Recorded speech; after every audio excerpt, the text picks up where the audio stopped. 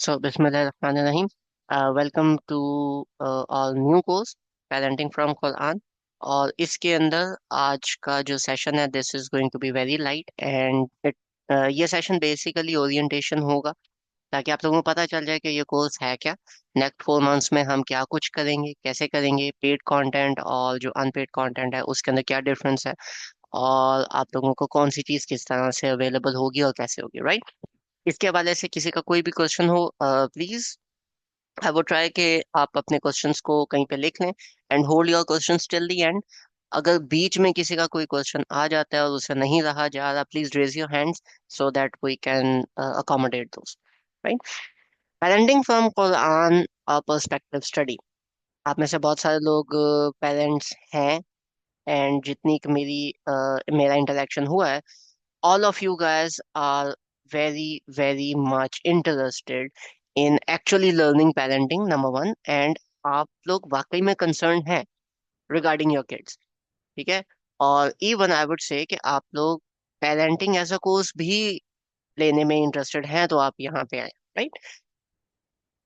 एक क्वेश्चन है कि जितनी भी हम पेरेंटिंग स्टडी करते हैं we try to get like specific courses, psychology देख ली या किसी स्पीकर की हमने बात सुन ली।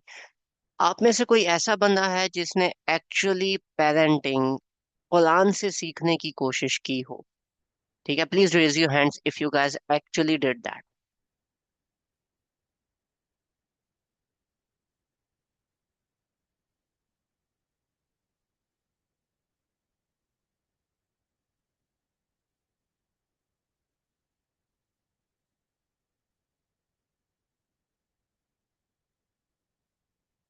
Okay, let me explain how this works, right? Quran Pak have got like answers. Okay, few participants did. ठीक है, Quran Pak is something जिसमें आंसर्स होते हैं, right? We have two basic ways to do this. Number one is called objective study, जो कि बहुत सारे लोग बहुत सारे टाइम पे करते रहते हैं। Another one is called perspective study. Perspective study Quran पाक को एक पर्सपेक्टिव से समझने की कोशिश होती है, ठीक है, कि आप एक पर्सपेक्टिव में कुरान पाक की क्या क्या चीजें स्टडी करते हो, ठीक है। उसमें आप बेसिकली कुरान नहीं स्टडी कर रहे होते, कुरान से आप कुछ ना कुछ निकाल रहे होते हो, right. Let's move on to what these things are. Okay, methodology जब भी आपने कुरान पाक स्टडी करना है तो ये दो, one is objective and one is perspective. Objective study क्या होती है कि आपने एक सूरा उठाई और आप, अब वो सूरा जो है वो आप रैंडम उठा रहे हो, वो सूरा आप कुरान के जो अभी तरतीब है उस पे उठा रहे हो, तरतीब नज़ूली उठा रहे हो, इट डज नॉट मैटर। आपने क्या किया, आपने सूरा उठाई and you started reading it and you started trying to understand it कि ये सूरा मुझे एक्चुअली में क्या बता रहा है, ठीक है।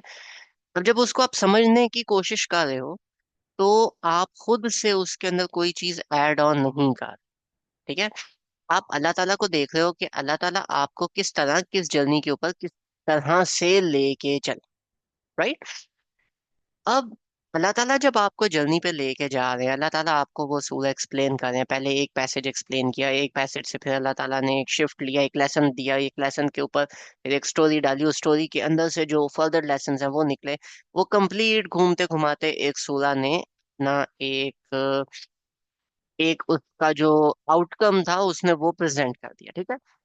अब होता ही है, सूरा basically means close enclose boundary, right. तो सूरा में ऐसा नहीं होता, ये एक घर नहीं है, ये ऐसे है जैसे एक बाउंड्री है, ठीक है। अब वो बाउंड्री एक कैसल के इर्द गिर्द भी हो सकती है, एक घर के इर्द गिर्द भी हो सकती है, एक गांव के इर्द गिर्द भी हो सकती है, एक सोसाइटी के इर्द गिर्द भी हो सकती है, राइट। इसी तरह सूराज में कुछ ऐसी सूराज हैं जो सिर्फ एक स्पेसिफिक टॉपिक को टारगेट करती हैं, कुछ ऐसी सूराज हैं जो मल्टीपल टॉपिक्स को टारगेट करेंगी, ठीक है। अब वो डिफरेंट सूराज का डिफरेंट असलूब है depending upon a number of things.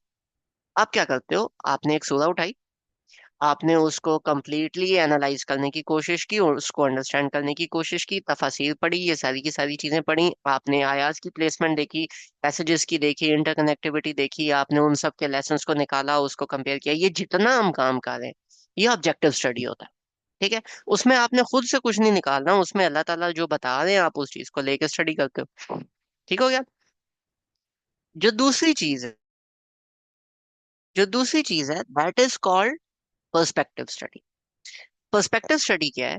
बहुत सारे लोग ऐसे हैं जो कहते हैं कि यार मैं कुरान पाक में हर मसले का हल है, ठीक है, फिर अब क्या करें? नहीं, हमें कुरान पूरा आएगा तो हम हल निकालेंगे। क्यों? आपको पढ़ना नहीं आता? शुरू करो, खोलो, कुछ ना कुछ तो निकलेगा ना अंदर से। लाजमी थोड़ी है कि आपको सारा कुछ ही पता हो, फिर ही जाके आप अंदर से निकालोगे। ठीक है। तो अब यहाँ पे केस था पेरेंट का। तो व्हाट अल्लाह पाक wants me to do as a parent, मैं एज अ पेरेंट क्या काम करूं? ठीक है। अब वो एज अ पेरेंट आपने क्या काम करना है, वो लाजमी तो नहीं है कि सिर्फ एक ही सूरा में हो। क्योंकि अब सूरा मैंने आपको क्या बताया, एक बाउंड्री है। ठीक है। आप चार अलग अलग शहर कंसिडर कर लो, इस्लामाबाद ले लो, मुल्तान ले लो, कराची ले लो, उम, और इसके साथ एक और छोटा सा उठाते हैं, आप फैसलाबाद ले लें। ठीक है, छोटा नहीं है बट ये ले लें। अब ये जो चार सिटीज हैं इन सब में अपने घर हैं, अपने रेजिडेंशियल एरियाज हैं, अपनी मार्केट्स हैं, सारी की सारी चीजें। जब आपने मार्केट स्टडी करनी, आपने बाकी रेजिडेंशियल एरिया बाकी कुछ स्टडी नहीं करना, आपने सिर्फ मार्केट स्टडी करनी है। आपको ये सब में से इनकी सबकी मार्केट्स उठानी पड़ेंगी।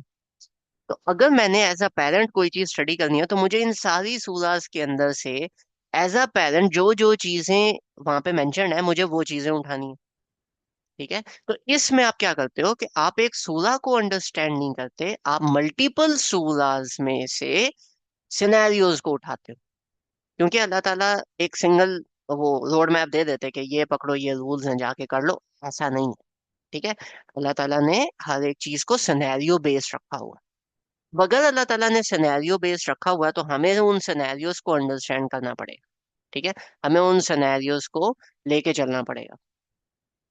तो वो मल्टीपल जब सिनेरियोज निकालोगे तो उसमें से आपको सिर्फ एक टॉपिक समझ में आएगा कि ये टॉपिक को ये सिनेरियो देना है तो ये लेना है, वो लेना है तो वो लेना है। अब इसमें फिर क्या इशू होता है कि आप क्योंकि बीच में से एक टॉपिक उठा रहे हो तो उसका ना कॉन्टेक्स्ट अंडरस्टैंड करना बहुत इंपॉर्टेंट है कि वो सूरा एक्चुअली में किन किन बातों को, किन किन चीजों को डील कर रही है। Number one, that is important. और नंबर टू, वो जो पैसेज है या वो जो आयात आई हैं वो किस कॉन्टेक्स्ट में आई।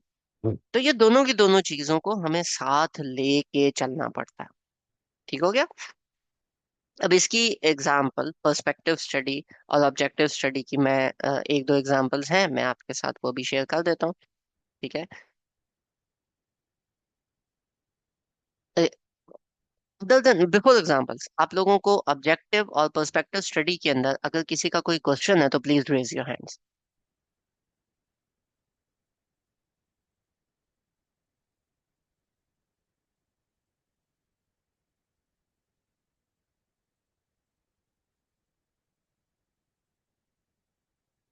तो I guess not. Let's move forward then. Now this is a passage from Surah Yusuf. जी, हिफ्सा मैम आप प्लीज अनम्यूट कर लें।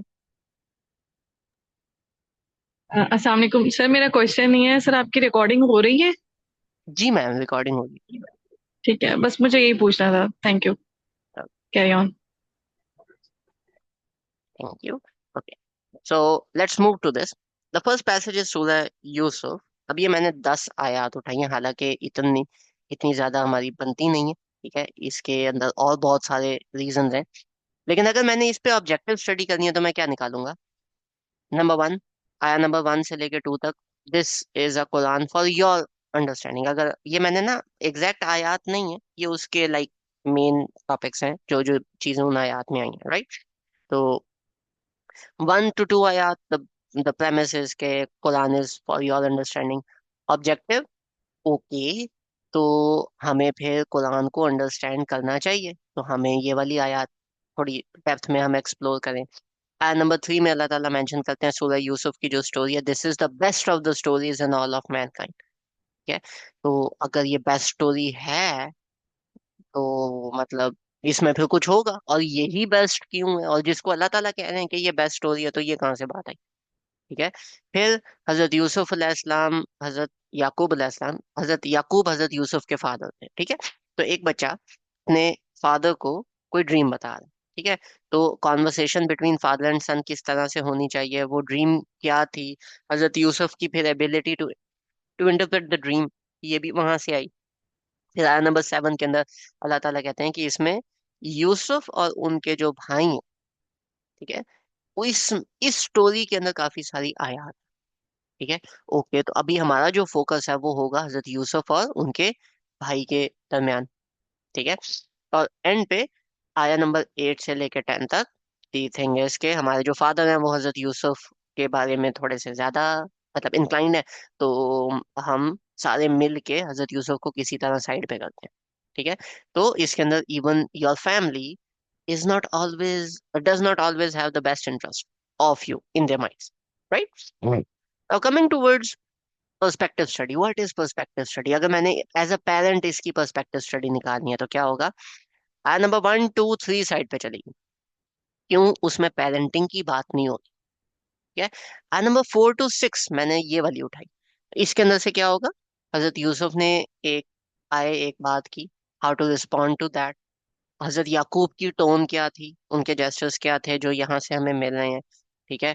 उसके बाद जो हजरत याकूब ने रिस्पॉन्स दिया हजरत यूसुफ को, वो थोड़ा सा एग्जैजरेटेड था। ठीक है। एक बच्चे की, बेटे की तारीफ करना, उसमें कॉन्फिडेंस डालना, वो एक उसमें वो वाला एस्पेक्ट निकलता है। ठीक है। फिर इसके अंदर एक और एस्पेक्ट है, डिपेंडिंग अपॉन द लिंग्विस्टिक, कि हजरत यूसुफ जो हैं, उन्होंने जो बात की थी वो एक्चुअली में करने से पहले हजरत याकूब अंडरस्टूड। ठीक है। और जो बाकी भाई हैं उनके बारे में भी ही अंडरस्टूड, और हजरत यूसुफ को उन्होंने कहा कि अपने भाइयों को ये ड्रीम मत बताना। ठीक है। क्यों, उन्हें अपने बाकी बेटों का पता था। ऑन टॉप ऑफ इट हजरत याकूब की बात और पेशेंस, सबर की बात ना हो, that is like you know लाजिम मलजूम। ठीक है। फिर अगेन हजरत याकूब तो सेम फादर है, right. Hazrat Yakub is the same father, लेकिन बाकी जो बच्चे हैं वो अगर हजरत यूसुफ जैसे नहीं निकले तो इसमें पेरेंटिंग का क्या कसूर था।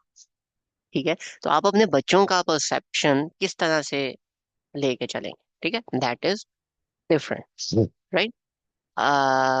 देयर इज अ क्वेश्चन, तारीफ तो मना है हदीस में, देखिए कुरान की आया में तो तारीफ आ, ठीक है, कुरान में मल्टीपल टाइम्स इस तरह के वाकयात आए। वो हदीस क्या कहती है, हम उस हदीस को फिर स्पेसिफिक अंडरस्टैंड करेंगे कि आप किस हदीस को रेफर कर रहे हो और वो हदीस का कॉन्टेक्स्ट क्या बनता है। ठीक है। मे बी एक पर्टिकुलर जोन हो जिसमें तारीफ होना हो, राइट, तो हम उसको वहां पे देखेंगे। फिलहाल जो ये आयात हैं, इफ यू एक्चुअली स्टडी आया नंबर 5 6, तो you come towards this conclusion. ठीक है। Okay, so there's a hand raised. जी ma'am Asma, please ask your question.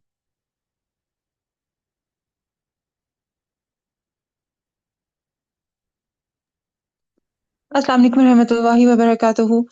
अम, वालेकुम मैं तारीफ अस्सलाम। के लिहाज से जी सबसे पहले तो मैं आपकी बहुत शुक्रगुजार हूँ। एक बहुत अच्छा सिलसिला है। First time I am attending this kind of workshop और session. It is really really eye opening. Like आपने जिस तरीके से आयात को सामने रखा है, और मेरे ज़हन में साथ साथ चल रही थी, जैसे हज़रत इब्राहिम अलैहिस्सलाम और उनके वालिद साहब थे, फिर हज़रत इब्राहिम अलैहिस्सलाम और हज़रत इस्माईल अलैहिस्सलाम। यानी इस तरह की एग्जांपल्स हमें कुरान पाक में मिलती हैं, जहाँ पे पेरेंटिंग के हवाले से कुछ चीज़ें बहुत जो है कुरान पाक में जिनको बहुत खोल के बयान किया गया। जैसे हज़रत लुकमान रज़ी अल्लाह ताला अन्हु और उनके बेटे की थी कि कैसे वो अपने बेटे को नसीहतें कर रहे हैं। तारीफ के हवाले से मैं ये बात करने जा रही थी कि जिस तारीफ की बात की जा रही है कि हदीस में मना है, वो और तरह की है। अब बच्चों के साथ जो है, अगर हम बच्चों की तारीफ करते हैं तो it is a kind of positive री और देखें, वो बहुत आई इंपॉर्टेंट होती आई है वुड जब हम आई वुड बच्चों। I would like to stop you over here, ये हम ना सेशन के एंड पे डिस्कस कर लेंगे। ठीक है। इस जी वक्त इस वक्त हम उस चीज को थोड़ा सा साइड पे करके हम ऑब्जेक्टिव और जी जी। पर्सपेक्टिव स्टडी को अंडरस्टैंड करते हैं, ठीक है, ताकि ये वाला एक मोशन ना टूटे। ठीक है। All right. I या, take it positively. Thank you so much. Thank you. So that is all from my end.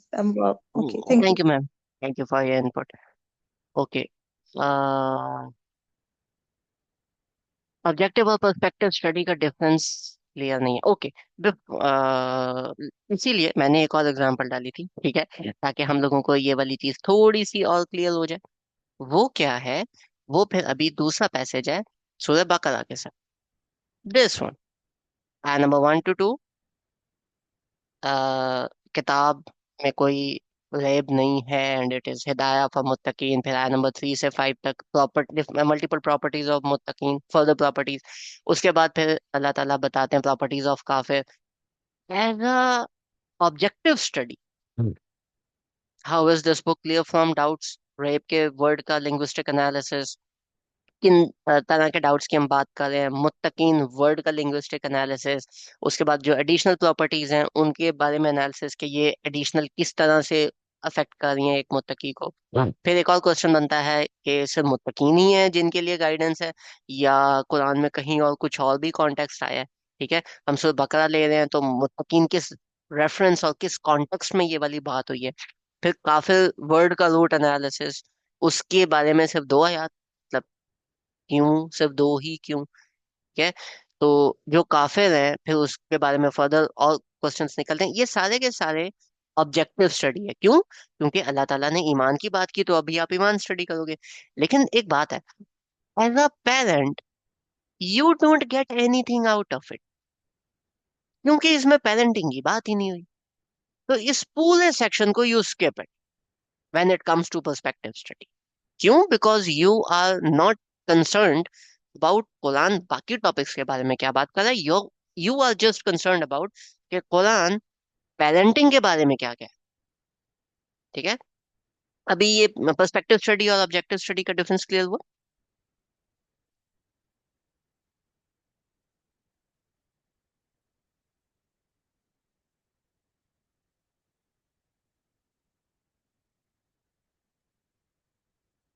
Guys, any other questions on these two topics, perspective study and objective study? कोई question किसी किस्म का?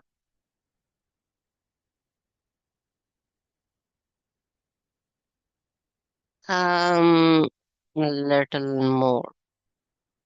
Okay, I'm gonna explain more. जी हिना जी, आपने hand raise किया।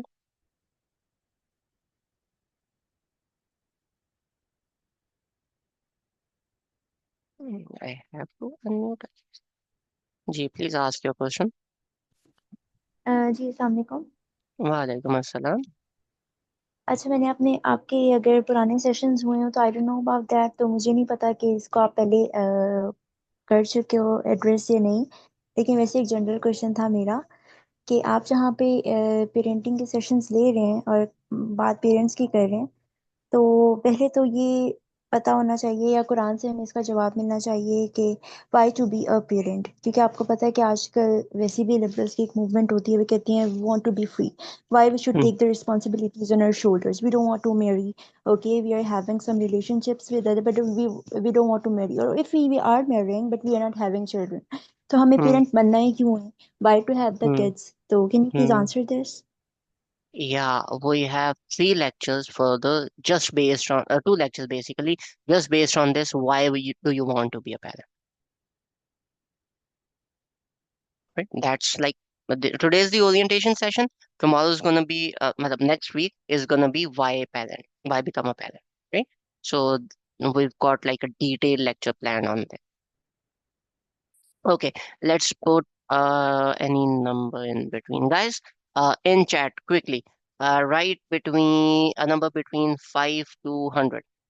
Anyone? The first number that pops up, we're gonna go to that. So 93. Let's go to Surah number Ad-Duha. Now, as a parent, understand this, right? Let me see if I. Oh, I did not do this. Give me a minute. मैं screen share नहीं. Okay. So, the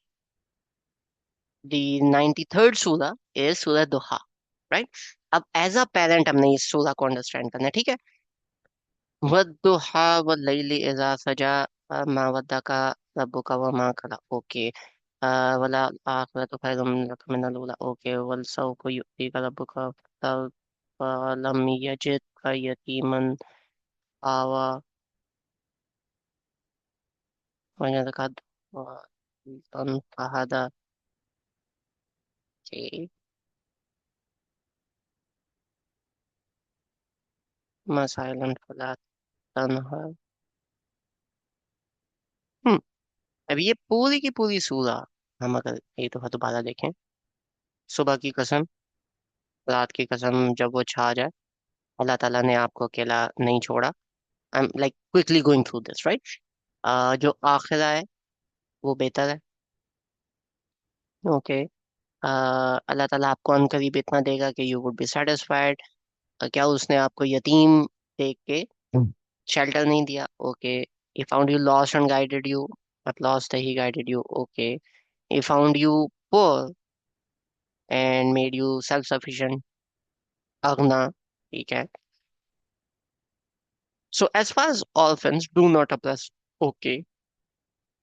as far as Sahil, do not repel him. Okay, fine. ठीक है।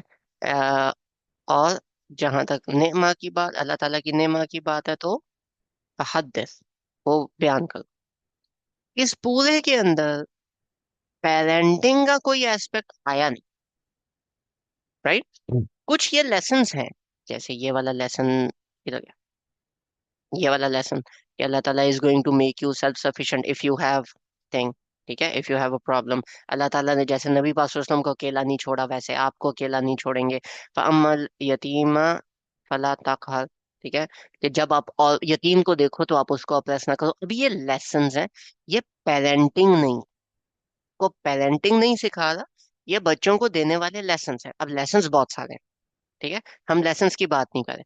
हम ये देख रहे हैं कि मुझे एज अ पेरेंट क्या काम करना है, मैं एज अ पेरेंट क्या क्या चीजें करूँ, वो यहाँ पे कोई भी नहीं है। ये जो एडिशनल लेसन्स हैं, ये एडिशनल लेसन्स फिर कुरान में हर सूरा के अंदर ही आपको मिलेंगे। हम अभी लेसन्स नहीं लेके चलते पर्सपेक्टिव स्टडी में।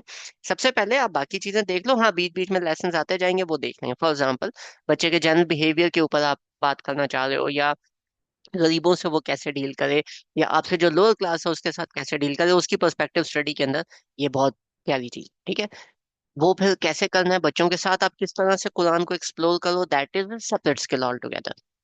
एज अ पेरेंट, आप अपने बच्चों की ट्रेन कर लो, ठीक है। आपको किस तरह से बिहेव करना चाहिए, आपका बिहेवियर क्या होना चाहिए, वो यहाँ पे कहीं पे भी मेंशन नहीं है एज अ पेरेंट, ठीक है। तो ये पूरी की पूरी सूरा आपके पर्सपेक्टिव एनालिसिस के अंदर से गायब हो जाएगी। इस सूरा के अंदर से पर्सपेक्टिव एनालिसिस में कुछ भी नहीं आया, ठीक हो क्या? Clear on the perspective analysis and objective one. Objective करोगे तो इस पे अच्छे खासे नोट्स बनते हैं, पर हम ऑब्जेक्टिव नहीं कर रहे, हम पेरेंट देख रहे हैं, ठीक है, सिर्फ पेरेंटिंग वाली साइड देख रहे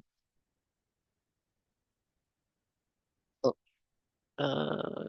let's now go back to our presentation and let's resume that, right. So अब इसके अंदर क्या प्लान फर्दर बनता है? अब ये है perspective study, as a parent हम लोगों ने करनी, ठीक है। आया नहीं है, मैं Arabic I could not like paste it here, क्योंकि because of two basic reasons. Reason number one, mostly लोगों को अरेबिक आती नहीं है, समझ में नहीं आती। तो दिस इज लाइक लिटरल तर्जमा। One on the English side is from Sahih International, on the Urdu side is from Bayanul Quran. What I want you to do is कि ये वाला तर्जमा स्टडी करें एज अ पेरेंट, ठीक है। ये वाला तर्जमा आप स्टडी करें as a parent, and then raise your hands. You guys are going to get 5 minutes for this study, right? 5 minutes are more than enough.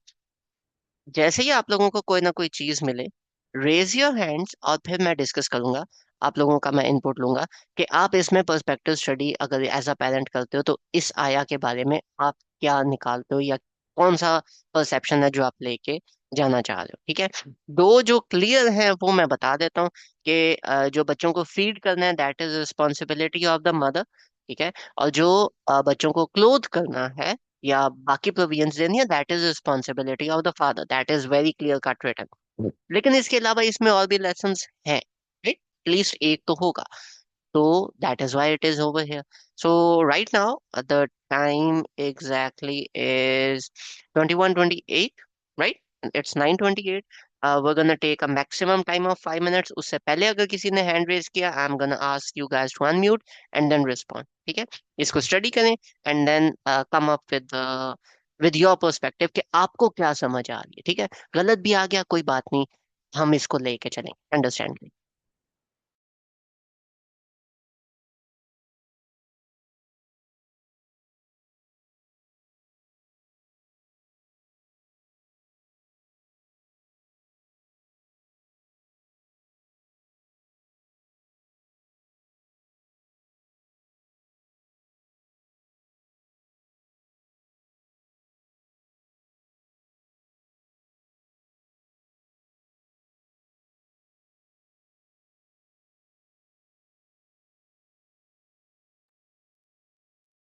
Ji Nadir Mustafa, please क्या इसमें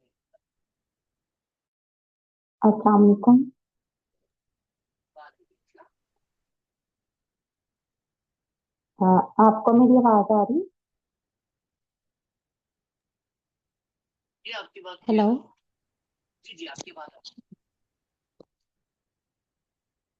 है। मुझे इसको पढ़कर जो चीज एक समझ में आई है, थोड़ा बहुत मैंने इसके बारे में पढ़ा भी हुआ है कि जो है माएँ अपनी मर्जी से बिना किसी उज़र के दूध नहीं छुड़वा सकती अपने शोहर की इजाजत के बगैर, जब तक उसका शोहर उसको इजाजत नहीं देगा दूध छुड़वाने का। और दूसरा ये कि शोहर पर अगर औरत चाहे तो दूध पिलाने का मुआवजा शोहर से ले सकती है, और शोहर पर जो है ये फर्ज है कि वो उसका इतनी मुद्दत तक जो है उसका खाने पीने का, कपड़े वगैरह का, हर चीज का वो ध्यान रखे। और ये चीज मुझे समझ आई है इसमें।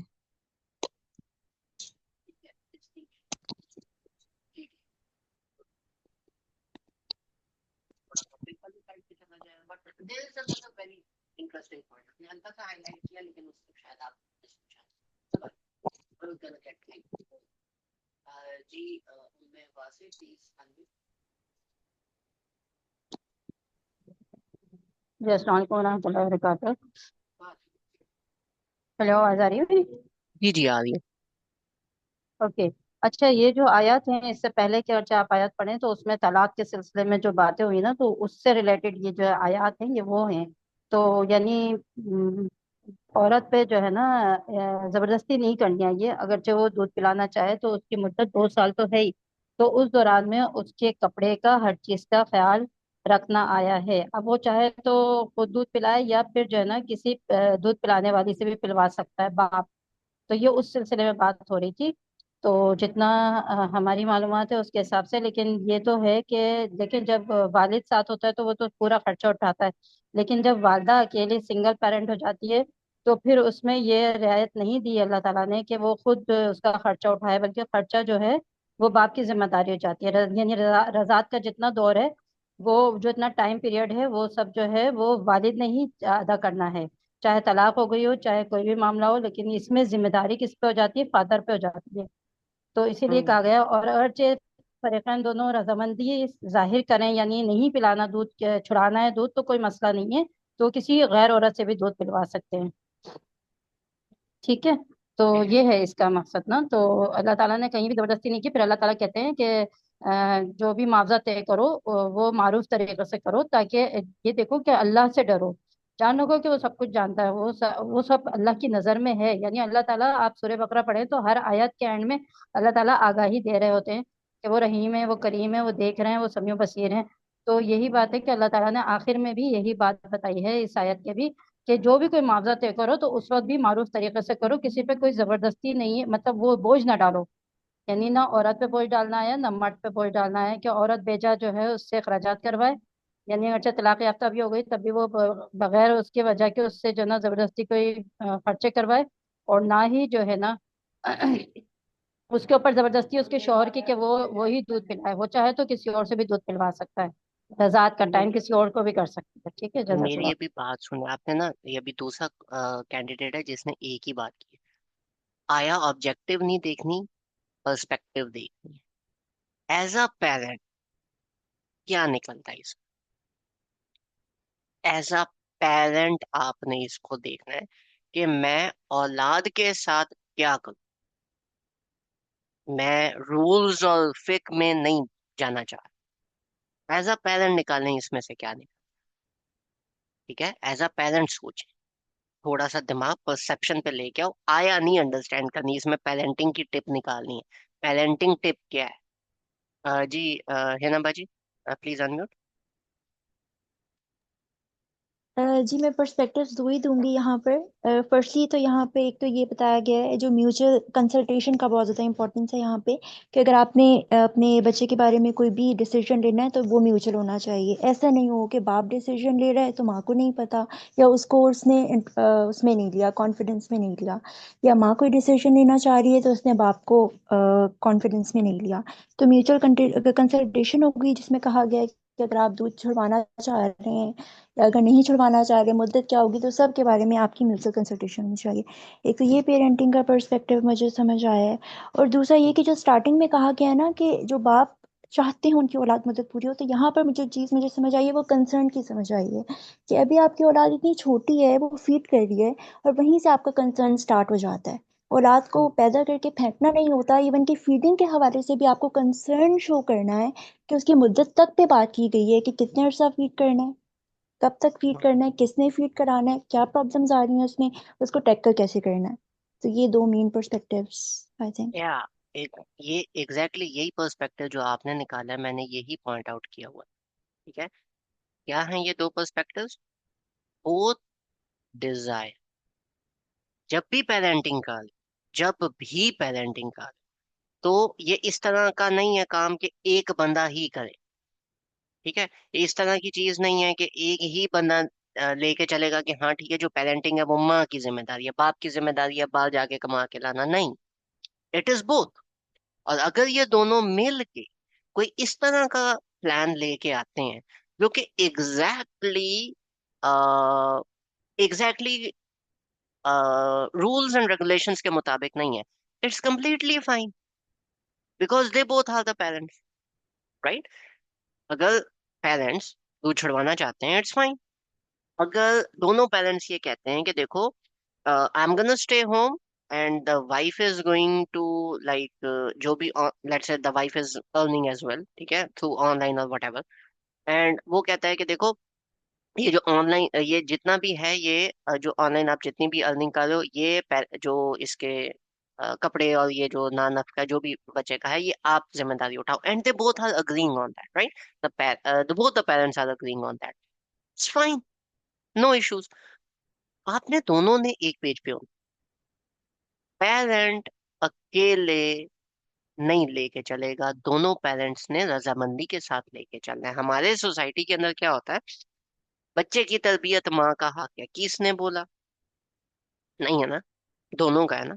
उन दोनों ने लेके चलना है। हमने अपने अपने डिपार्टमेंट्स डिवाइड किए हुए हैं जिसमें हम एक दूसरे के साथ मशावरत नहीं करते, सिर्फ तब करते हैं जब बच्चे को डांटना हो, बच्चे को मारना हो, या बच्चे का कोई स्कूल, मतलब बड़ी जो चीजें, ठीक है, बड़े बड़े जो डिसीजन आ जाते हैं, स्कूल कौन सा हो, अच्छा जी उस क्यों, क्योंकि उसमें दूसरे बंदे की इनपुट चाहिए होती है। जो उस बच्चे का, लेट से आप ट्रेनिंग पैटर्न लेके चल रहे हो, जो उस बच्चे को आप स्टोरीज लेके चल रहे हो, कोई आपका प्लान है उस बच्चे के साथ, कोई उसकी डाइट के हवाले से आपने कोई चीज करनी है उसके साथ, कोई प्ले टाइम कोई आपने निकाला है, whatever you guys are gonna do, do it as a team, as a team of mom and dad, right? अब उस टीम के साथ किस तरह से वर्क अराउंड करना है वो we're gonna डिस्कस, लेकिन the first thing that you have to do is as a team लेके चलना है। ठीक है, सेकंड जो आपने बात रेज की about concern, that is very much valid. बच्चों, पेरेंट्स काफी सारे ऐसे हैं जो बच्चों के मामले में कंसर्न नहीं होते। If you are not concern, you are a bad parent, you have to be concern. ठीक है, कंसर्न की इसके अलावा और भी बहुत सारी आयत है, बट या that was a very amazing point to get it out. जी मिस पापा जी, please unmute the point that you wanted to add. जी, एक और जो इसमें मुझे एक पॉइंट अच्छा लगा वो ये था कि no person is charge with more than his capacity. मतलब हम पेरेंटिंग के दौरान बच्चे पर भी ऐसे ऐसे बोझ लाते हैं जो उसकी कैपेसिटी में नहीं होते। तो एक तो ये पॉइंट था। और सेकंड जो इन्होंने अभी बताया वो भी बिल्कुल वैलिड, कंसेंट, और जो बाहमी रजामंदी है वो बहुत ज़रूरी है। बिल्कुल, यही 3 पॉइंट्स मेरे थे बस। जी, जो आपने बताया ना कि जरूरत से ज्यादा बोझ नहीं अल्लाह ताला डालते, वो जो जरूरत से ज्यादा बोझ अल्लाह ताला तो नहीं डालते, लेकिन हम कभी कभी डाल देते हैं।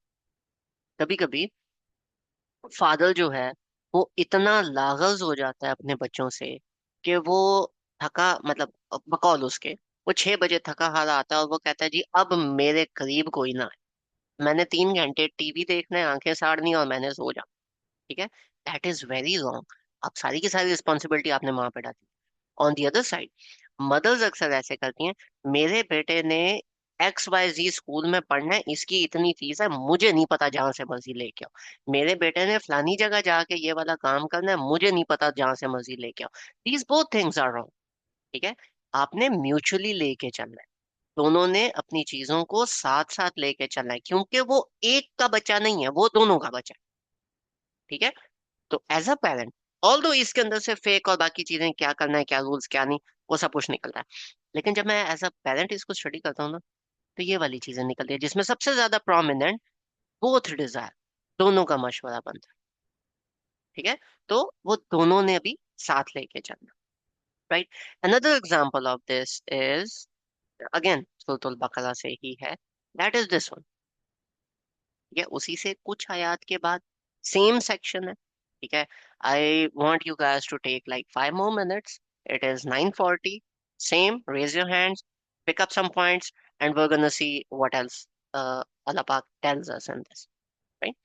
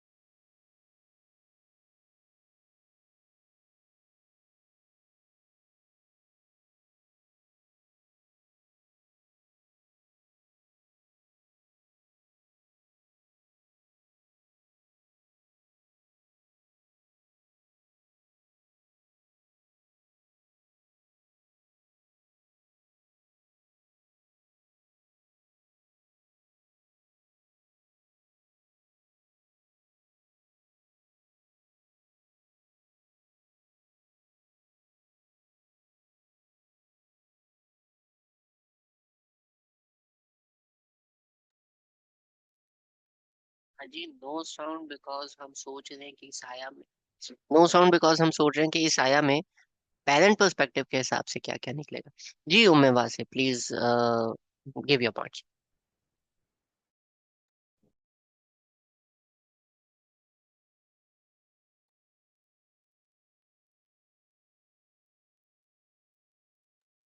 उम्मे वासे बाजी, प्लीज। जी, माइक ऑन नहीं होता, माइक ऑन नहीं था। जी जी। अच्छा, देखिए इसमें तो एक तो अच्छा पेरेंटिंग की बात की जाए तो इसमें तो एक तो बात हुई है वादे की कि हम जंग करेंगे, जबकि पेरेंट्स जो हैं ज्यादातर जो है वादे नहीं निभाते। अगरचे हम इस बात को इस आप अगरचे पेरेंट के पॉइंट ऑफ व्यू से पूछना चाह रहे हैं तो ये बात है कि वादा जो है पहले पेरेंट्स को निभाना पड़ता है। अब ये कह रहे हैं कि इसमें जो हमें मिलता है कि इन्होंने वादा किया और फिर वादा निभाया नहीं। कहते ना कि आप हमारे लिए कोई बादशाह मुकर्रर कर दीजिए और हम पे जो है ना हमारे घरों से और अपने बेटों से फिर जब इन पर जंग फर्ज कर दी गई, यानी ये कह रहे हैं कि हम अल्लाह की राह में कताल ना करें। उन्होंने कहा कि कैसे हो सकता है कि हम अल्लाह की राह में कताल नहीं कर रहे हैं, यानी एक वादा कर रहे हैं, ये फर्ज निभाने का वादा कर रहे हैं, लेकिन ये वादा पूरा नहीं कर रहा है। तो अक्सर घरों में यही होता है ना कि वादा किया जाता है और फिर उसको पूरा नहीं किया जाता। जितना मेरी समझ में आ रहा है तो इसमें वादे की बात हो रही है कि पेरेंटिंग में वादा भी एक बहुत अहम किरदार अदा करता है। जब हम कोई वादा करें अपने बच्चों से तो हम उसको जो है ना उसको पूरा करें। अच्छा, ये तालूत और जालूत के बारे में जो है ना ये किस्सा है, तो ये वो आयत है, ये हजरत मूसा के बाद के दौर की बात हो रही है ना। तो ये तालूत और जालूत के बारे में बात हो रही है, तो हजरत दाऊद के दौर की बात हो रही है। तो लेकिन ये है कि मुझे जितना समझ में आया मेरे ख्याल में कि वो उन्होंने वादा किया कि देखें क्या कहते हैं कि बनी इसराइल के सरदारों के बाद मामला जो जब उन्होंने उनको अपने नबी से कहा कि हमारे लिए कोई बादशाह मुकर्रर कर दीजिए ताकि हम अल्लाह की राह में जंग करें। लेकिन ये जब जंग की बात भी कर रहे हैं और जब इनके लिए बादशाह भी मुकर्रर कर दिया जाता है तो फिर ये पीछे हट जाते हैं, अपने वादे से फिर जाते हैं। तो ये कि इन्होंने पीठ फेर ली। तो इसी तरह से हम अक्सर करते हैं कि हम अपने बच्चों से वादा करते हैं और फिर उसको मुकर जाते हैं या बदल जाते हैं और फिर हम उसको निभाते नहीं हैं। तो अगर जब Hmm. पेरेंटिंग में किया जाए तो मुझे तो यही समझ में आ रहा है शायद। That's one of the lessons of this ayah, but I have pointed out some other things as well. चले देखते हैं और भी चीजें निकालते हैं। जी मोहम्मद सालान, आपका रिस्पॉन्स, एनीथिंग? इसमें ये पॉइंट मिलता है कि मतलब कि एक मर्द औरत की शादी होती है तो वो प्लान करते हैं कि हमारे जब बच्चे होंगे तो हम इनकी जो है तरबियत दीन के असूलों पे करेंगे और हम खुद भी इस पे अमल करेंगे ताकि हम उसी बेस पे इनकी तरबियत कर सकें। लेकिन जैसे वो टाइम आता है तो वो फिर उनके लिए इस पे अमल करना मुश्किल हो जाता है, वो फिर उस चीज़ पे नहीं आते जो उन्होंने प्लान की होती है। तो ये पॉइंट एक इससे अखज होता है कि और इस तरह के बहुत सारे लोग ये बातें करते हैं लेकिन बहुत चंद लोग हैं जो इस पे अमल करते हैं एज अ पेरेंट। तो बेसिकली वादा करना और वादे को पूरा करना। Good point. ठीक है, हम ले सकते हैं, बिल्कुल ले सकते हैं। जी हिना बाजी, आपका पर्सपेक्टिव?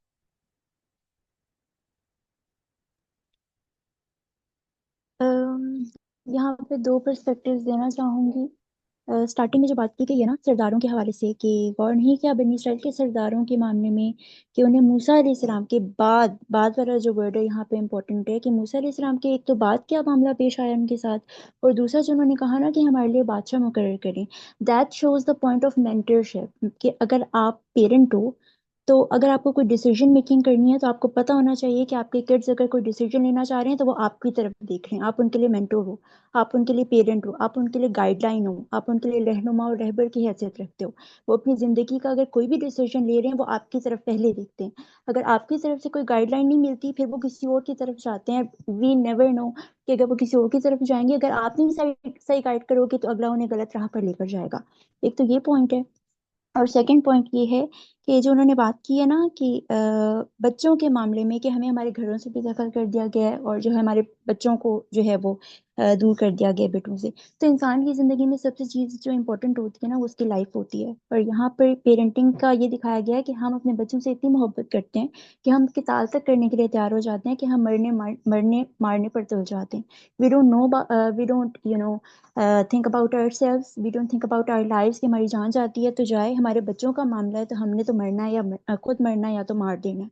तो आप किताल तक करने पे उतर जाते हो। तो why not think about your the lives of your kids की हेयर आफ्टर की जो उनकी हमेशा की जिंदगी है। आप यहाँ तो मरने मरने पर तुल जाते हो, जो उनकी हमेशा की जिंदगी है उनके बारे में आपके क्या प्लान्स, उनके बारे में आप क्या सोचते हो।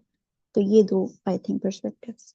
जो आपने सेकंड पॉइंट निकाला ना, जो बच्चों के बारे में, ये वाला पॉइंट मैंने मेंशन किया था, लेकिन जितनी आपने बात की है मैं उससे थोड़ा सा ये पॉइंट आगे ले जाना चाहूंगा। वो क्या, आपने एक बात की कि हमें अगर हमारे बच्चों से दूर कर दिया जाए तो हम किताल करने को, जहाद करने को तैयार हो जाते हैं। बनी इसराइल की स्टेटमेंट है और ये एक जेनेरिक स्टेटमेंट है, राइट? आप अपने बच्चों से इतना प्यार करते हो कि अगर आपसे उनको छीन लिया जाए तो आप उनके लिए मरने मराने पे उतर आओ। कोई ऐसा पेरेंट नहीं है आई थिंक जो ये वाला काम नहीं करे। कोई कंसर्न पेरेंट ऐसा नहीं है जो ये वाला काम नहीं करेगा। ठीक है। मेरा एक सवाल है, जब आपका बच्चा 12 13 14 साल की एज को पहुंचता है और वो बच्चा अपनी जिंदगी से आपको साइड पे करता है कि अब मेरी लाइफ, हम क्यों जिहाद नहीं करते, कोशिश नहीं करते उसकी लाइफ का पार्ट रहने की? जब वो बच्चा, लाजमी तो नहीं है ना कि उस बच्चे को कोई बाकी ही दूर करे, वो बच्चा किसी और फैक्टर से भी तो दूर जा सकता है। आप जब दिन भर अपने कामों में बिजी हो, एक पेरेंट कमाने में बिजी है, 2 जॉब्स कर रहा है, रात को 9 बजे आ रहा है, दूसरा पेरेंट सुबह से शाम तक घर के हर कोने के अंदर लगा हो, लेट से वो उसकी पार्ट टाइम जॉब वो भी है, आप दोनों ने अपने बच्चे के फीडर से लेके तो उसकी गाड़ियों से लेके तो उसके ट्यूशन से लेके तो उसके ब्रांडेड कपड़ों से लेके सारी चीजें कर दी, उसकी लाइफ में रहने के लिए आपने कितनी कोशिश की? वो दूर हो गया, जिहाद करने को हम तैयार हैं। पर अगर वो बच्चे की लाइफ से आप साइड पे जा रहे हो तो आपने कितनी कोशिश किया उस बच्चे की लाइफ में रहने?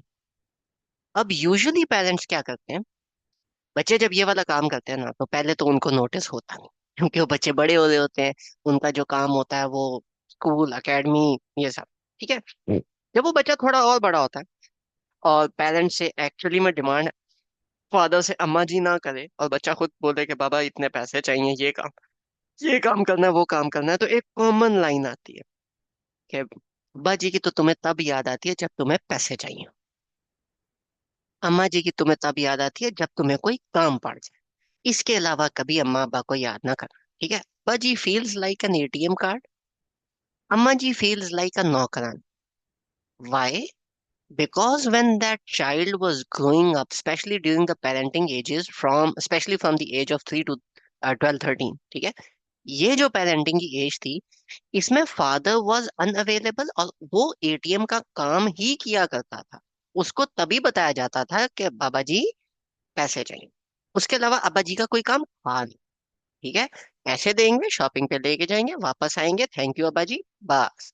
कहीं पे खाना खाने लेके जाना है, अब्बा जी पैसे देंगे, हम जाएंगे, खाना खाएंगे, वापस आएंगे, बस। अब्बा जी का और कोई काम नहीं था। अम्मा जी सुबह से शाम तक घर के काम कर रही हैं, बेटे को कपड़े इस्त्री करके लग रहे हैं, खाने बनाए जा रहे हैं, कमरे की सफाई हो रही है, बेटा हाथ लगाने लगता है, नहीं बेटा आप उधर चले जाओ, बेटी जो है वो पापा के साथ आती है, नहीं तुमने तो ये वाले काम करने नहीं, तुम ये कर लो, तुम वो कर। माँ का काम क्या है बच्चों के साथ? नौकरानियों वाला। पैम्पर धो दिए, कपड़े धो दिए, ये सारा काम कर लिया, होमवर्क कराना है, अगेन अ टास्क, होमवर्क करवाना है, आओ बैठो, 2 4 उसको लगाई, ये ऐसे कर लो वैसे कर लो, अच्छा ठीक है उठ के चल जाओ। उस बच्चे की लाइफ में पार्टिसिपेट करने के लिए आपने वाकई में स्ट्रगल किया है कि नहीं किया?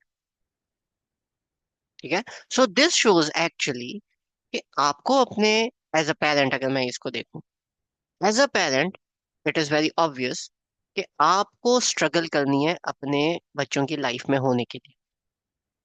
हम बच्चों से एक्सपेक्ट करते हैं कि वो स्ट्रगल करें, वो क्यों स्ट्रगल करें? वो अभी अपनी लाइफ आगे फर्दर एक्सप्लोर करें, स्ट्रगल पेरेंट्स ने करना। बच्चा अगर आपसे अलग होगा, वो बच्चा जाके जिहाद करेगा, बच्चे ने तो नहीं करना, वो जिहाद आपने करना, क्योंकि आपकी बॉन्डिंग डिफरेंट है, बच्चा नहीं कर सकता।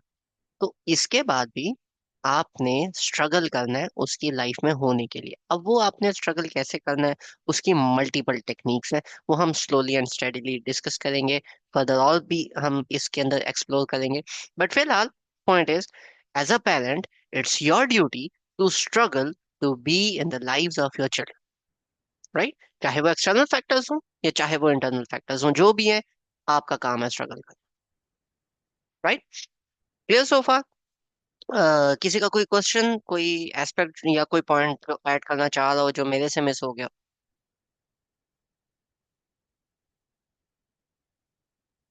जी उम्मीदवार से प्लीज ऐड योर पॉइंट। जी जज़ाकल्लाह खैर।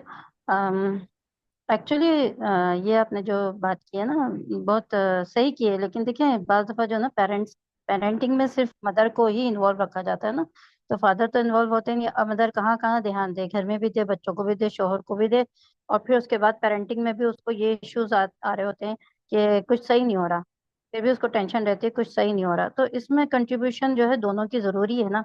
लेकिन बहुत सारे घर ऐसे हैं जहाँ सिर्फ फादर कहते हैं कि मेरा काम कमाना है, और वो एटीएम कार्ड जो आपने कहा ना वो बन जाते हैं, एटीएम मशीन बन जाते हैं। और बच्चे देखें, जब बच्चों के लिए नहीं करता ना बाप, जहाँ पर अक्सर घरों में आप देखें कि परेशानियां हैं, गुर्बत है, तो जहाँ पर अगरचे वो फादर अपनी रिस्पॉन्सिबिलिटी नहीं निभा रहा होता, तो बच्चों को शिकवे हो जाते हैं। और जहाँ बच्चों के ऊपर तवज्जो दे रहा होता है फादर, लेकिन वो उनकी वो ख्वाहिशें, वो जरूरतें पूरी नहीं कर पाता, तो उधर भी बच्चों की जो है ना मतलब सुकून नहीं होता बच्चों को भी ना, कि हमारे बाप ने हमें कम से कम रखा हुआ है।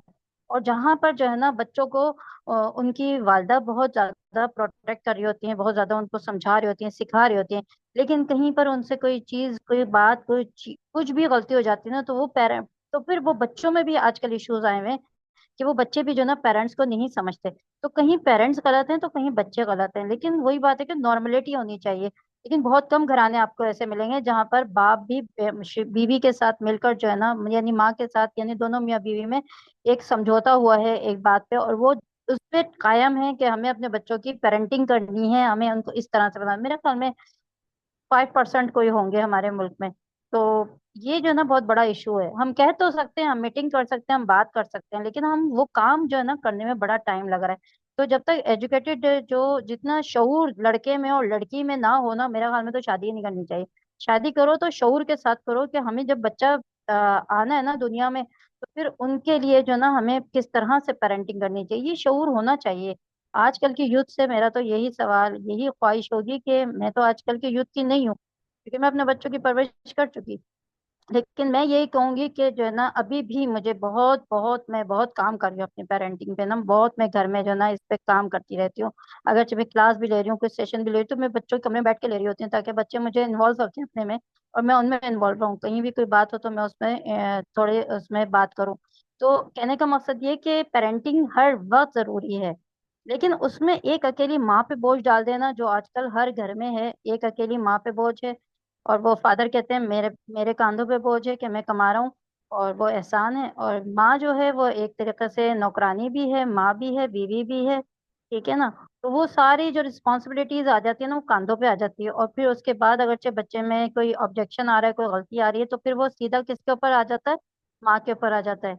तो ये बात है कि लड़कों को लड़कियों को समझ बूझ के जो है ना अपनी शादी स्टार्ट करनी चाहिए, और पेरेंटिंग पे बहुत तवज्जो देनी चाहिए, जो आजकल माशाल्लाह उठ रही है। तो ये तो मैं एक जनरल बात कर रही थी आपसे।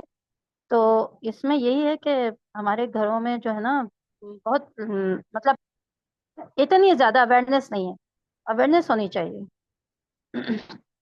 देखें भाजी, अगर एक बाप ने काम पूरा नहीं किया ना, तो अम्मा जी रोना ना रोए, मेहरबान। ठीक है।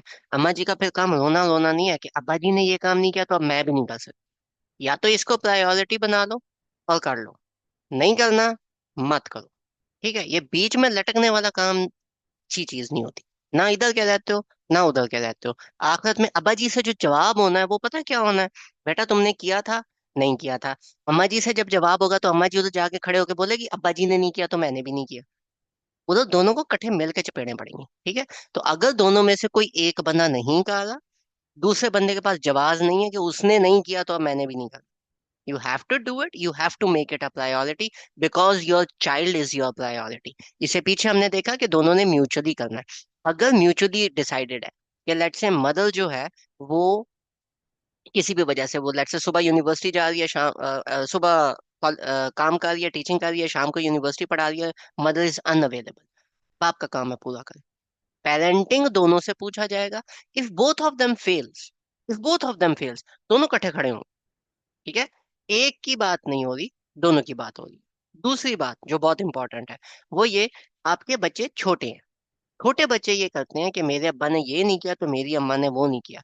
जब बच्चे ट्वेंटीज में, मिड ट्वेंटीज और अर्ली थर्टीज में पहुंचते हैं ना, ये एज गैप ऐसा है, हर बच्चा कहता है कि मेरे पेरेंट्स ने जितना उनसे हो सकता था उन्होंने 100% किया, और अब हमने अपने पेरेंट्स को रिटर्न। हर बच्चे की ये सोच होती है। क्यों? क्योंकि उन्होंने अपने पेरेंट्स की स्ट्रगल देखी होती है। हाँ ठीक है, पेरेंट्स से कोताहियां होती हैं, ठीक है, लेकिन हर बंदा ब्लेम नहीं करता। हर बंदा आगे लेके चलता है। However that was a side track. दोबारा से I would request like whole of community कि अगर इस तरह के कोई साइड क्वेश्चंस हैं, प्लीज प्लीज सेशन के एंड तक का वेट कर लिया करें, ठीक है? फिर भी अशादार है तो कोई बात नहीं, निकाल ले। ठीक है, आई थिंक पर्सपेक्टिव एनालिसिस आप लोगों को समझ आ गया होगा।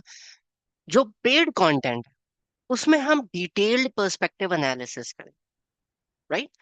आप लोगों ने, और उसमें ये नहीं है कि पेरेंटिंग क्या है और क्या नहीं, उसमें हम सीखेंगे कि पर्सपेक्टिव एनालिसिस कैसे करना है, केस हम पेरेंटिंग कर लेके चलेंगे, ठीक है? तो जो पेड वाला है उसके अंदर नोट टेकिंग भी होगी, उसमें मतलब काम है, टू बी ऑनेस्ट उसमें काम है, ठीक है? उसमें इस तरह की चीजें नहीं है। जो फ्री कंटेंट है उसमें क्या होगा कि जैसे मैंने अभी एक्सप्लेन किया कि इसके अंदर ये है, तो इस तरह से हम सिर्फ आयात लेके आएंगे, हम उस पर एक्सप्लेन करेंगे और हम उसका उस पे एंड पे हम क्वेश्चन आंसर्स करेंगे। जो पेड वाला है उधर फिर उनको पहले से आयात दी जाएंगी कि ये आयात है, आप पर्सपेक्टिव एनालिसिस करके बताओ इस पे, इस तरह से हम सोचते हैं। मैंने बेसिकली पेरेंटिंग पेड वालों को नहीं सिखानी, पेड वालों को मैंने सिखाना है पर्सपेक्टिव एनालिसिस क्या होता है, ठीक है? वो है सेकंड पॉइंट कि पर्सपेक्टिव एनालिसिस के साथ अगर कोई बंदा वन टू वन कोई बात करता है कि जी बच्चे की प्रोफाइलिंग करनी है, ये वो फलानी, वो वाला स्पेसिफिक केसेस कि जी हमें आप हमारे बच्चों के बारे में स्पेसिफिक बात बताओ, तो that would be handled over there. यहाँ पे हम जेनेरिक एक चीज लेके चलेंगे, लेके हम कुरान से चलेंगे और कुरानिक आयात को ही डिस्कस करेंगे। इसके आगे पीछे हम कोशिश करेंगे कि ज्यादा ना ही जाए। ठीक हो गया? अच्छा, पर्सपेक्टिव एनालिसिस के बाद सिंस मैंने ये बात की कि हम कुरान को लेके चलेंगे, तो let's just establish a few ground rules, ठीक है? फ्यू नहीं, एक ही रूल है, ठीक है? जो कि मेरा हर कोर्स के अंदर ये वाला रूल लाजमी होता है, ठीक है? So we gonna have I am gonna discuss that. That is, सूरह फातिहा में अल्लाह ताला तीन तरह के लोगों की बात करते हैं, अनअमता अलैहिम, मगदूबी अलैहिम, दौलिन। अब ये तीनों में थोड़ी थोड़ी डिफरेंसेस हैं, वो थोड़े थोड़े डिफरेंसेस हम अभी डिस्कस नहीं करते, पर तीन है। हदायत आने के बाद, या तो अगर हदायत नहीं आई तो यू आर दॉलिंग, आपको कुछ नहीं पता, ठीक है? अगर हिदायत आ गई तो now you have two options. If you accept it and work on it, you are from amongst अनअमता अलैहिम। अगर आप उसके ऊपर काम नहीं करते तो यू आर फ्रॉम मगदूबी अलैहिम, ठीक है? हिदायत नहीं आई, यू आर दॉलिंग। तीन कैटेगरीज हैं। हम सब अनअमता अलैहिम की तरफ जाना चाहते हैं, मीन्स के वी वांट कि हमें हिदायत मिले, ठीक है? अब वो हिदायत कुरान है, कुरान में हिदायत है, लेकिन हमने लेनी कैसे है? That is the main question ना। लेनी कैसे है? मुख्तलिफ तफसीर पढ़नी, ये वो, तो पहली दफा जब तफसीर नहीं थी तो फिर कैसे लोग हिदायत लेते थे, ठीक है? बहुत सारे केसेस हैं। कुरान से अगर हम अंडरस्टैंड करने की कोशिश करें तो ये एक आया मुझे बहुत हेल्प कर, ठीक है? इसके ऊपर एक एनालिसिस, बहुत डिटेल्ड और बहुत डेप्थ में इसका एनालिसिस है, ठीक है? वो क्या है? तर्जमा आपके सामने है। इसमें से अल्लाह ताला हमें क्या बता रहे हैं कि हम कुरान की आया को कैसे स्टडी करें, ठीक है? You guys, I'm not gonna give you 5 minutes this time. You guys have 3 minutes, right? So take your 3 minutes, understand this, and let me know अल्लाह ताला क्या बता रहे हैं कि आया को कैसे स्टडी करना चाहिए।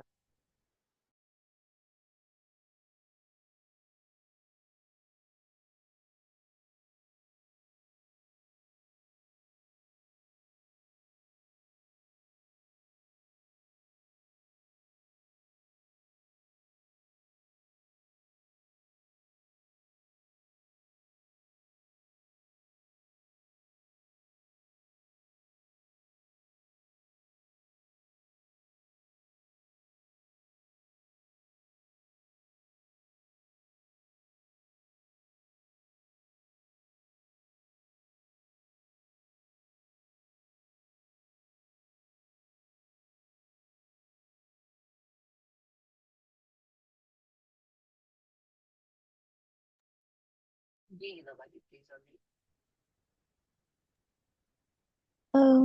फर्स्टली जो यहाँ पर इम्पोर्टेंट चीज़ है वो ये कि अगर आपने कोई भी बच्चों के सामने सिनेरियो बिल्ड करना है उन्हें आपने एग्जांपल्स के थ्रू चीज समझानी है, उन्हें अपने सिनेरियो से एनवायरनमेंट के थ्रू समझानी है, जिससे वो अपने रिलेट कर सकें चीज़ों को।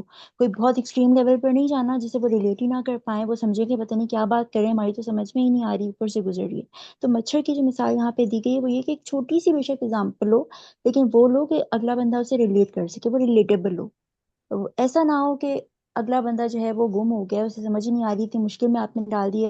एक बच्चा भी किस किस लेवल पे आपने उसके लेवल को देख कर उसके अकॉर्डिंगली उसके सामने एग्जाम्पल्स पोर्ट्रे ओके, करनी है। I'm gonna और I'm दूसरा gonna ये कि आप stop you story. I'm gonna stop you over here. इसका पर्सपेक्टिव ऊपर टॉपिक देखें, हाउ टू स्टडी एन आया, हमने आयात कैसे स्टडी करनी है, ये पेरेंटिंग नहीं है। Okay sorry. या सो नाउ हम आयात को कैसे स्टडी करें? Okay, take someone else for now, let me just read या इट या again, sure, no then no I issues, get back to know you. Issues. Thank you. जी, Samra and आतिश।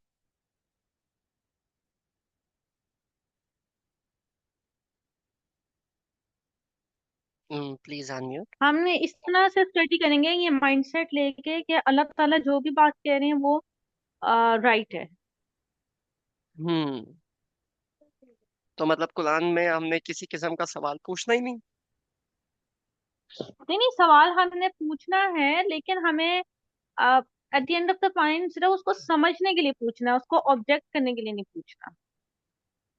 तो काफी दफा तो कि भाई ये इसमें काफी दफा तो हमें समझ ही ऑब्जेक्ट करके आती है। खैर, this is a bit tricky, right? कोई बात नहीं, किसी और का बताते हैं। Who is the next one? जी, खदीजा जावेद, प्लीज अनम्यूट।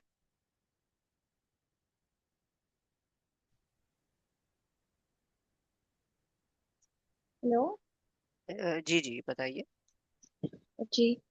इसमें जो मुझे बात समझ आ रही है वो ये आ रही है कि कुरान पाक में अल्लाह पाक ने जो छोटी से छोटी डिटेल भी बताई है और छोटी से छोटी बात की मिसाल भी दी गई है, या कोई छोटी सी कोई आया के अंदर कोई छोटी भी बात है तो हमें उसको इग्नोर नहीं करना, हमें उस पे भी काम करना है और उस पे भी सोचना है। और और उससे भी सोच के समझ के कुछ अपने लिए ऐसे पॉइंट जरूर निकालने चाहिए कि जिससे हम उस चीज को आगे बढ़ा सकें। और इस शायद इसी वजह से ये भी जिक्र है कि जो इसी वजह से जो ईमान वाले लोग हैं ना, वो उस चीज को जब समझ के आगे चलते हैं तो वो उससे कामयाबी हासिल कर लेते हैं। लेकिन जो लोग हैं जिन्होंने नहीं मानना, या जो उस चीज को बगैर सोचे समझे पढ़ के आगे निकल जाते हैं, वो फिर गुमराही की तरफ चले जाते हैं। हम्म ठीक है। लेकिन बगैर सोचे समझे वाले तो यहाँ पे है नहीं। यहाँ पे तो दोनों पार्टी सोच रही हैं। So I am gonna have a little bit of इख्तलाफ। आपने बात ठीक की है, लेकिन जो एंड वाली बात थी ना, उससे मैं अग्री नहीं करूंगा। कोई बात नहीं। Let's have one more answer. Okay, मैंने मोहम्मद इसमें सारा। पॉइंट दिया कि जी कि हम कुरान पर पढ़ रहे हैं तो इसमें कुछ एग्जांपल दी जाती हैं अल्लाह ताला की तरफ से। तो बाज़ बज़ाहिर ऐसे होता है कि इसमें जो है जो मिसाल दी जा रही है कोई इसकी अंडरस्टैंडिंग नहीं बनती, लेकिन हम देखें कि ये मिसाल अल्लाह की तरफ से है तो फिर हमें तदब्बर करना है ताकि हम इसके कंक्लूजन की तरफ पहुंचें और ये बात हमें समझ आए कि वाकई इस चीज़ में एक हिकमत पोशीदा है। हम्म ताकि हम किसी मतलब कि अंडरस्टैंड कर सकें इस चीज़ को, ना कि वो हम्म ऐसे गुजर जाए कि हमें इसकी समझ नहीं आई। ठीक है, मैं आप ही के जवाब को दूसरे अल्फाज में इस आया को रिलेट करते हुए बताऊंगा कि अल्लाह ताला ने मच्छर की मिसाल दी है ना, तो मकसद समझो कि क्यों दी है, मच्छर के पीछे मत पड़ जाना। अल्लाह ताला जब भी मिसाल देते हैं तो कोई बात समझाने के लिए देते हैं। उस बात को पकड़ना है हमने, लेसन्स निकालने हैं हमने। हाँ, एक दफा लेसन निकाल लिया, बात समझ आ गई, उसके बाद देखो आगे क्या है। फिर नहीं रोकते अल्लाह ताला, फिर हमें नहीं रोकना चाहिए। फिर आगे आपने स्टडी करना है, गुड, करो, लेकिन लेसन अंडरस्टैंड करना ज्यादा इंपॉर्टेंट है। अगर आपने लेसन नहीं अंडरस्टैंड किया और आप मच्छर में पहले घुस गए, तो फिर you would be amongst the डॉलिंग, वमा युदिल्लु बिही कसीर। अल्लाह ताला उठा के हिदायत नहीं देंगे, फिर you would be amongst the डालिन, क्योंकि आपने जो उस एग्जाम्पल में से जो लेसन निकालना था वो तो निकाला ही नहीं, एग्जाम्पल में घुस गए हम।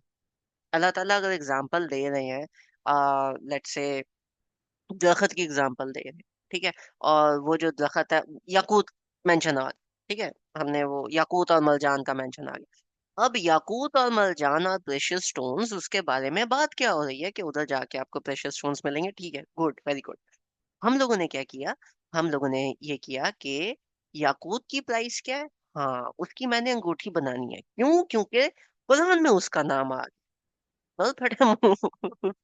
ठीक है, देखो, अल्लाह ताला जब मिसाल देते हैं ना, उसके पीछे कोई लेसन होता है, ठीक है, वो लेसन हमने अंडरस्टैंड करना है, मिसाल में नहीं घुस जाना। जब लेसन अंडरस्टैंड कर लिया, उसके बाद आपके पास टाइम है कि आप उस मिसाल में घुसो और आप बाकी लेसन्स को डिले कर दो, आपकी मर्जी। जब भी मेरे कोर्सेज चलते हैं, मैं जब भी कोई कोर्स पढ़ा रहा होता हूँ, मैं कहता हूँ देखो लेसन निकालना है, हम आगे लेसन्स पे फोकस करेंगे, मिसाल की डेप्थ में अंडरस्टैंड करना है, चलो कभी और डिस्कस करेंगे, ठीक है। लेकिन जब भी बात हो रही है, कोर्सेज की बात हो रही है, लोगों की इस तरह की बात हो रही है, तो you have to focus on the lessons, ठीक है, नॉट गेट इनटू द मसाल and forget about the lessons, ठीक है। लेसन सबसे ज्यादा इंपॉर्टेंट, लेसन समझ आ गया, ठीक है, सूरह रहमान का एक एक लेसन हमें समझ आ गया, और हमने ये सोचा कि बाकी कुरान हम कल पढ़ेंगे। आज हमने याकूत और मरजान की केमिकल और फिजिकल प्रॉपर्टीज निकाली हैं, भाई be my guest most well, ठीक है। मैं मेरा अपना मूड पर्सनली नहीं है डॉलिन में जाने का, लेसन्स निकल आए, I have more important work कि मैं बाकी सूरह उठा के मैं उसके लेसन्स निकालूं, ठीक है। तो you have to prioritise your task जब भी आयात सामने आएंगी, क्योंकि हमने आयात पे ही डिस्कस करना है, ठीक है। हम मल्टीपल आयात निकालेंगे, सब चीजें करेंगे, लेकिन हम कुरान में रहते हुए ये सारे काम करेंगे।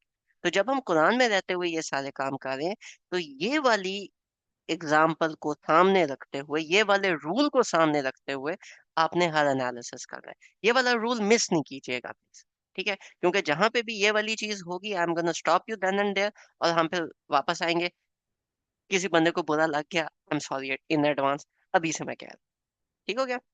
अच्छा, other than this rule there is nothing, time बहुत ज्यादा हो गया है, so I am gonna just explain one more thing कि इस कोर्स में हमने पढ़ना क्या कुछ। Number one, we're gonna start with why should we do parent, सिर्फ इसलिए कि बच्चे पैदा हो गए, या इसलिए कि हमारी ड्यूटी है, या इसके अलावा अल्लाह ताला ने कुछ और भी कहा है, कुछ और भी तो होगा ना। अल्लाह ताला पेरेंट्स को कैसे मोटिवेट करा, मैंने नहीं करने बच्चे, what would I actually miss, ठीक है, वो हम कवर करेंगे, why should we do parenting. Second, और relationship with our children on judgement day, क़यामत वाले दिन कोई रिश्ते काम नहीं आएंगे, बिल्कुल कोई काम नहीं आएंगे, लेकिन आगे पीछे तो कुछ ना कुछ होगा, कुछ ना कुछ तो बनेगा, या कुछ भी नहीं बनेगा, ठीक है, क्योंकि हमने एज अ मुस्लिम, जब भी आप कोई भी काम करो, focus on the judgement day, जवाब क्या देने आगे जा, ठीक है। तो उस पे हम थोड़ा सा एक एनालिसिस करेंगे कि बच्चों के साथ हमारा क्या रिलेशनशिप होगा जजमेंट डे में, जन्ना में, एंड वाली जो आगे वाली आने वाली लाइफ है उसमें क्या है। थर्ड चीज, different mindsets for raising girls and boys, boys को रेज करना डिफरेंट है, गर्ल्स को रेज करना डिफरेंट है। कुरान हमें इन दोनों के डिफरेंसेस के बारे में मोटी मोटी क्या बात बता, हमने ये लेके चला, ठीक है। और इन दोनों के साथ एक और बहुत इंपॉर्टेंट चीज है, वो क्या है कि लड़की और लड़के के पैदाइश में और लेवल्स में हम लोगों ने फर्क किया हुआ है, कुरान फर्क नहीं करता, लेकिन पेरेंटिंग में तो कोई ना कोई डिफरेंस आएगा ना, ठीक है। मैं ये नहीं कह रहा कि लड़के बेहतर हैं या लड़कियां बेहतर हैं, दीज आर डिफरेंट, ठीक है। Boys are monkeys and girls are fishes, there is a difference between monkeys and fishes, ठीक है। तो ये डिफरेंट है, इनमें से कौन सा बेहतर है और कौन सा बुरा है, ऐसी बात नहीं, तो इसलिए हम इनके डिफरेंसेस को अंडरस्टैंड करेंगे। ये जो पहले वाले 3 टॉपिक्स हम कोशिश करेंगे कि विद इन फर्स्ट मंथ हम इस चीज को कवर कर लें। उसके बाद केस स्टडीज हैं, कुरान से ही केस स्टडीज हैं, starting from Hazrat Ibrahim, then Hazrat Lukman, Hazrat Yakub and Hazrat Yusuf combine, हजरत मूसा और हजरत मरियम। हजरत इब्राहिम और हजरत लुकमान की जेनेरिक है। हजरत याकूब और हजरत यूसुफ की बेसिकली फादरली पेरेंटिंग आती है। ठीक है, कि एक फादर के पेरेंटिंग टिप्स और एक फादर किस तरह से चीज कर, जिसका भी हम लोगों ने एक हिंट लिया, हम डेप्थ में स्टडी करें। ठीक है, हजरत मूसा की जो स्टोरी आती है वो आती है मदरली पर्सपेक्टिव से, कि एक मदर की क्या क्या रिस्पॉन्सिबिलिटीज, किस तरह से मदर का क्या रिलेशनशिप होना चाहिए with the daughter and with the son. ये दोनों चीजें वहां पे आती हैं। और फिर एंड पे हजरत मरियम एक्चुअली में raising a female, what is the difference, what are the different mindsets. ठीक है, ये वापस जो ऊपर डिफरेंट माइंडसेट्स है उसके अंदर भी जाके मिलेगी, लेकिन हजरत मरियम की भी हम केस स्टडी को डिस्कस करेंगे एट द एंड। इसके बाद अगर ये वाला काम हमने टाइमली कर लिया, ठीक है, लेट्स से हमारे पास और टाइम बच गया, फिर हम थोड़ा सा डिस्कस करेंगे कि कुरान में इंपॉर्टेंट कौन से ऐसे कॉन्सेप्ट्स हैं, कौन सी ऐसी टिप्स एंड ट्रिक्स हैं जो कि हम बच्चों को सिखाने लाजमी है। जैसे अभी अभी एक आया हमने कवर की कि आपने कुरान की आया को कैसे अंडरस्टैंड करना है, उसके साथ फर्दर ये भी है कि आपने सवाल कैसे पूछना है, या दुनिया में कोई कॉन्सेप्ट है आपने कैसे अंडरस्टैंड करना है। बेटा पहले कॉन्सेप्ट लो, उसके बाद मिसालों में घुसना। वो जो मिसाल है ना वो कॉन्सेप्ट समझाने के लिए होता है, कॉन्सेप्ट इंपॉर्टेंट है। तो दैट इज अ जेनेरिक। ठीक है, इस तरह के और बहुत सारे जेनेरिक रूल्स हैं कुरान के अंदर, तो वो जेनेरिक रूल्स आप बच्चों में एट डिफरेंट एजेस किस तरह से इनकलकेट कर सकते हैं। ठीक है, इसके ऊपर हम लोग बात करेंगे, and this would be our course outline for the next 4 months. जो तो है, अब इसका तरीका क्या क्या होगा कि फर्स्ट वीक तो खैर हम नहीं करेंगे, लेकिन सेकंड वीक से जो पेड है उनको आयात बताई जाएंगी कि देखो ये वाली आया ऐसे ऐसे बनती है। अब आप बताएं, इस पे पर्सपेक्टिव एनालिसिस करके बताएं क्या है। हम नोट्स को डिस्कस करेंगे, हम उन पे मल्टीपल पर्सपेक्टिव्स डिस्कस करेंगे, हम उसके अंदर से और बहुत सारी चीजें निकालेंगे और उन चीजों को सम अप करके प्रेजेंटेशंस के अंदर जिस तरह से आज बनी है, प्रेजेंटेशन के अंदर एक तो मेरा अपना पार्ट होगा, फिर उनके भी पॉइंट्स हम ऐड करने की कोशिश करेंगे, अगर किसी का कोई इस तरह का पॉइंट आ गया कि वो भी हम लेके चलें। और जो लोग ये वाला काम नहीं करना चाहते, because again that is a job, right, एक प्रॉपर टास्क है, अगर आप लोग वो वाला काम नहीं करना चाहते, प्री सेशन इज अमेजिंग। आप लोगों को पेरेंटिंग की एक एक चीज, जितने हमारे वो पॉइंट्स निकलेंगे, हम वो प्रेजेंट भी करेंगे, वो रिकॉर्ड भी होंगे और वो आप लोगों को मिलेंगे। ठीक है, so that was all from my side. जजाकुमुल्लाह खैर, एंड इंशाल्लाह हम इसको अभी फर्दर सेम टाइम होगा 9 बजे ऑन संडेज, और ये चलेगा फॉर एग्जैक्टली 4 मंथ्स। ठीक है, फेब के एंड तक इंशाल्लाह हम इसको लेके चलेंगे आगे, फिर हम देखते हैं इसका क्या करना है। जजाकुमुल्लाह खैर, एंड अभी अगर किसी